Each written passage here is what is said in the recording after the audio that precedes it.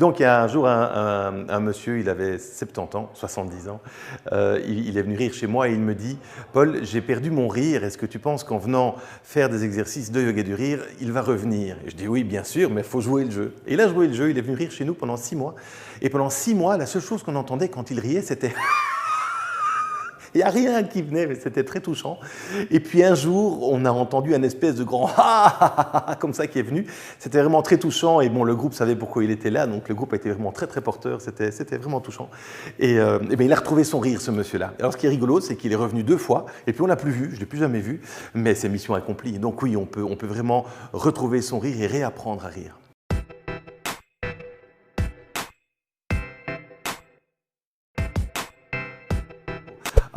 J'ai envie de dire, le rire, c'est comme le sport. Plus on rit, plus on rit. C'est une formule magique, mais c'est vraiment ça en fait. D'abord, il y a un exercice physique, on va travailler le diaphragme, il y a la capacité pulmonaire, et c'est une pratique, et c'est comme le sport. Donc la pratique régulière du rire va faire que l'on rit beaucoup, et qu'on est dans un processus où l'endorphine va être générée très très facilement.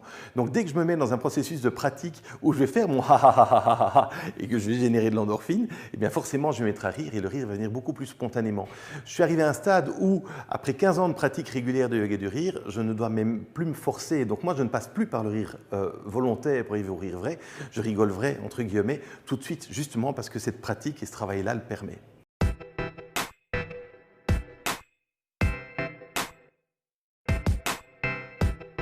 En fait, que l'on rigole pour du vrai ou pour du faux, je mets des guillemets de nouveau, tous les bienfaits du rire sont exactement les mêmes. En fait, on bluffe le cerveau. Le cerveau ne fait pas la différence entre un vrai rire et un rire provoqué. Dans les deux situations, il va générer de l'endorphine. Et comme on génère de l'endorphine, le corps se détend, lâche prise, et tous les bienfaits du rire sont là. Et donc, c'est ça qui est magique, c'est de se dire que si je fais ha ha ha ha pour du faux, ou si je ris en vrai parce qu'il y a quelque chose de drôle qui se passe, je vais profiter des mêmes bienfaits du rire.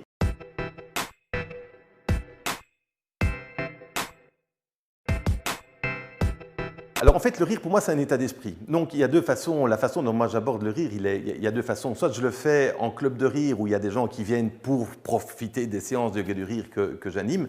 Et donc là j'ai des gens qui viennent parce qu'ils savent ce qu'on va faire et ils profitent du bienfait du rire et des séances comme cela.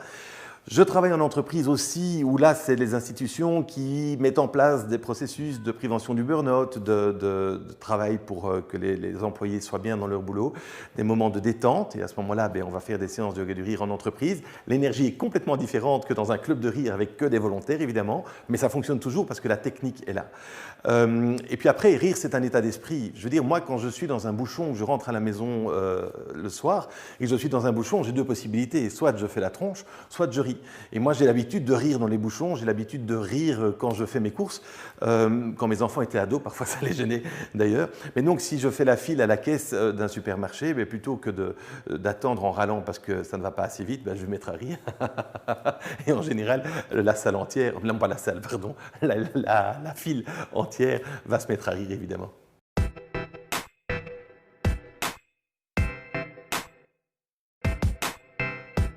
Bon, d'abord, le yoga du rire vient d'Inde. Donc, c'est le docteur Madan Kataria qui s'est dit un jour, c'est important de rire, on ne rit pas assez. Mais si on commence à être dans le mental et à se raconter des blagues, à un certain moment, les blagues, elles vont être éculées, ce sera la même, on ne rira plus. Et il a eu l'idée d'associer le rire avec le yoga, en grande partie parce qu'on va reconditionner son corps. L'idée, c'est vraiment de travailler la respiration, c'est de travailler le diaphragme, c'est de donner l'occasion de s'ouvrir et de dire à son corps, tu peux te mettre en mouvement pour provoquer du rire. Et le yoga qui permet de reconditionner son corps aussi, de s'ouvrir à soi, à l'univers, à la respiration, on est dans cette connexion-là, on est dans la connexion à soi et aux autres, dans un esprit de je me fais du bien et grâce à ça, je peux faire du bien aux gens autour de moi aussi.